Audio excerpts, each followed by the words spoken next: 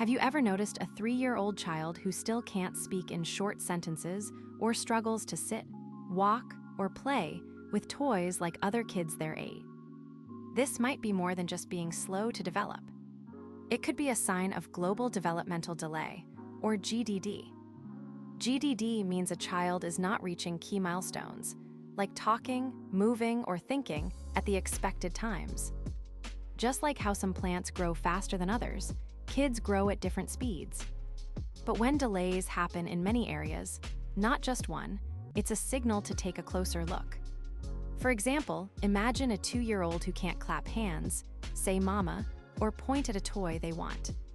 That's when families and doctors begin to wonder, is this normal, or should we act? What causes GDD? Think of the brain like a computer. If something goes wrong during setup, like faulty wiring or missing software, the system doesn't run smoothly. GDD can be caused by many wiring issues in early brain development. Some causes happen before birth, like genetic conditions, such as Down syndrome, infections in pregnancy, like rubella, or lack of oxygen during delivery.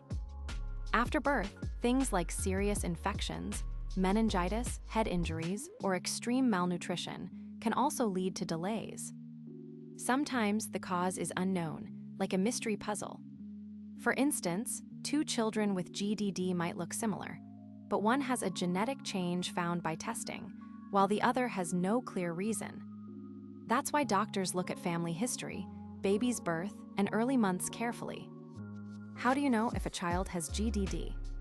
Let's play a quick game. By age 1, can a child sit without help, wave goodbye, and babble like bababa? If not, it may be a red flag. By age 2, can they walk well, say around 10 words, and follow simple instructions like give me the ball? Delays in 2 or more areas, like movement, motor skills, talking, speech, thinking, cognition, or social skills, are signs of GDD. For example, Maya is 3 but still crawls, doesn't respond to her name, and doesn't enjoy peekaboo. Her parents thought she was just quiet, but her preschool teacher noticed and suggested a checkup.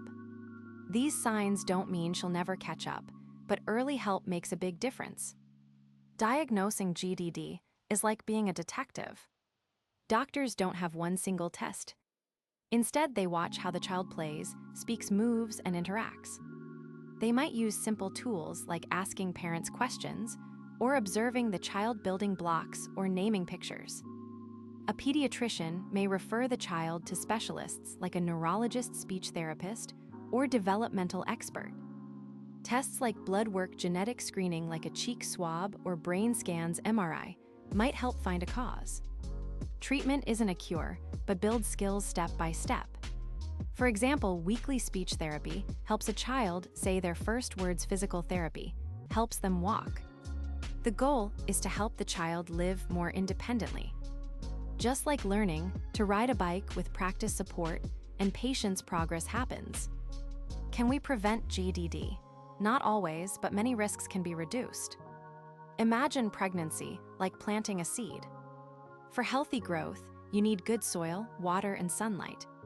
For babies, that means proper prenatal care, nutrition like folic acid, avoiding alcohol and drugs, and managing health conditions like diabetes. After birth, vaccinations protect against infections that harm the brain. Safe, loving, and stimulating environments also help. For example, talking, singing, and playing with a baby builds brain connections. Sadly, poverty or lack of access to care can increase risks. So prevention also means supporting families, like free parenting programs or early checkups at clinics or schools. Science is always moving. Recently, genetic testing like whole exome sequencing helps find hidden causes of GDD by reading a child's DNA. It's like upgrading from a typewriter to a computer, more answers in less time. Researchers are also studying early brain imaging to predict delays before symptoms appear. Another exciting area is early intervention apps, simple smartphone games that help parents check development at home, like tracking if a baby responds to sounds. Some trials are testing growth factors or brain-stimulating therapies. While there's no miracle pill yet, every discovery brings hope. For example, a family in Kenya used a free app to notice speech delays, got help early, and saw big changes in 6 months. Technology plus care equals progress.